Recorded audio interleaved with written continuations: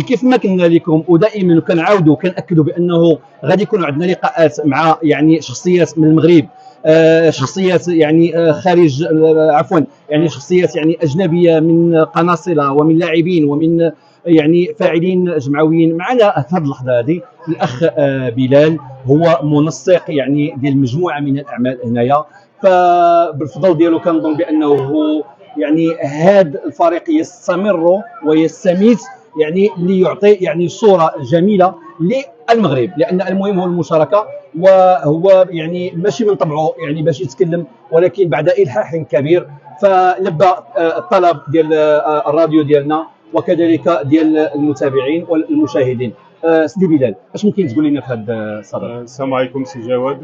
اول شيء كنشكر راديو الجاليه اللي صراحه واحد المنصه اللي بدات كتفرض راسها على الاقل نقولوا في الساحه الوسطيه ولا في اوسكادي. كنشكروها على الحضور ديالها. كما لا يخفى عليكم هذه الدوره الرابعه والعشرين للموندياليتو اللي كتنظمها بلديه نيوما. المغرب دائما كان يشارك ويعطي صوره مشرفه عن الرياضه المغربيه، عن اخلاق المهاجر والرياضي المغربي. صراحه هذا العمل بداوه الناس قدام منهم سي جواد اللي حدايا دابا، الله يجازيك.